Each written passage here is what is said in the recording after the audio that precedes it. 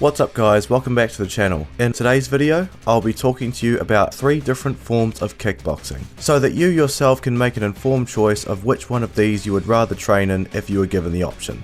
Muay Thai. Muay Thai is known as the art of 8 limbs. It is, to my knowledge, the only striking art that addresses the 3 ranges of hand-to-hand combat. Close range, or close quarters as it's otherwise referred to, as it uses elbows, knees and the clinch. Mid-range with its use of punches, just like in traditional boxing. And long range with its use of kicks. Muay Thai is not a martial art that is dedicated to grappling, but with its limited grappling Muay Thai offers its practitioners, being the clinch, is extremely useful for temporarily trapping your opponent in close quarters to get the best out of your elbow and knee attacks. But not only that, you also use other tricks like dumps, sweeps and throws to get your opponent on the ground, which are techniques that are banned in most other striking based combat sports. The clinch is also very effective for chucking and tossing your opponent off balance and making them dizzy, and therefore setting them up for a perfectly well timed roundhouse kick. The form in which one is taught to throw kicks differs from karate and taekwondo, where kicks are executed in a blunt snapping motion at the knee joint, where you quickly extend and then retract. The roundhouse kick in Muay Thai is swung much more like a baseball bat, where you keep your legs straight and all the power comes from the hip, unlike in karate where the power comes from both the hip and also the snapping motion of the knee joint. The types of kicks you learn in Muay Thai are the push kick, the roundhouse kick, the downward roundhouse kick, the diagonal kick, the jumping kick, the side kick and the axe kick. So as you can see, there are quite a variety of kicks. Its punches are not as refined as boxing and the footwork is terrible, but its close quarters moves of elbows, knees and the clinch are the most brutal and effective fighting moves taught across all combat sports. Muay Thai fights are 5 rounds with 3 minutes per round and with a 2-minute resting period between each round. Muay Thai is deeply embedded in Thai culture, reaching as far back as the 16th century. It was developed to teach Thai warriors effective techniques that would prove useful in combat, and if you want to go back to the 13th century, where you see its predecessor Muay Boran, where they also incorporated headbutts and would wrap their hands in rope rather than wearing boxing gloves. Muay Thai in recent times has marked its territory on the world of MMA, in the UFC and especially in One Championship, and is believed by many to be the #1 go-to striking art to aid them in their victory.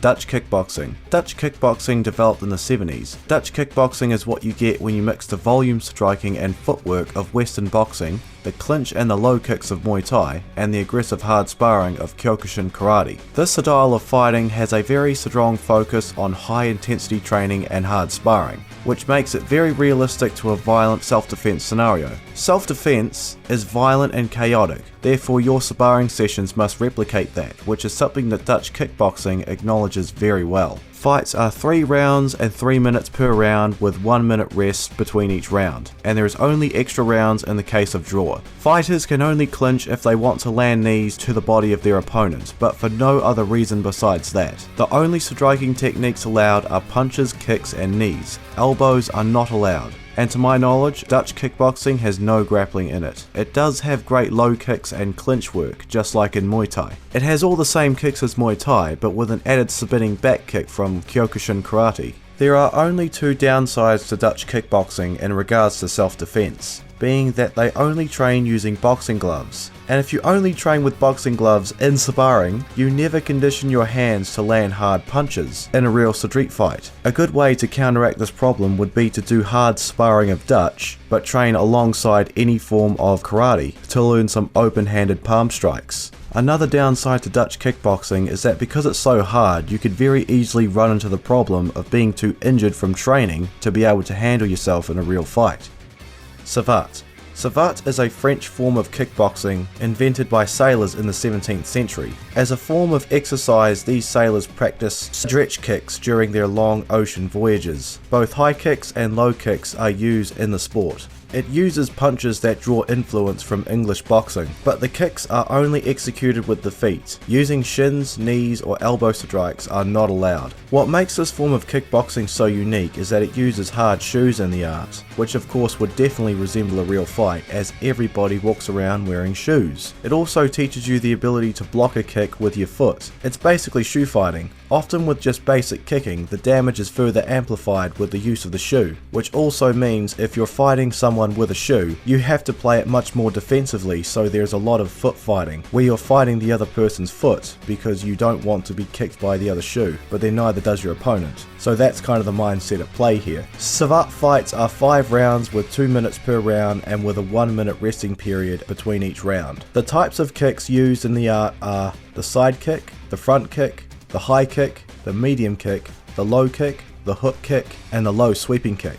A savate fighter is very light on his feet in order to deliver a large combination of kicks. It has a grading system which is determined by the colour of the practitioner's gloves. The downside to training in savate is that they don't grapple or have any kind of groundwork. They also don't incorporate any knee or elbow strikes. There is also an over-dependency on footwear, which can be a weakness, not in a real-world fight, but when cross-training in other martial arts, where you would need to adapt to being in barefoot. And that concludes this video. Please like and comment. I'd love to hear your thoughts and opinions. Please hit the bell notification so you never miss a new video upload in the future, and have a terrific day.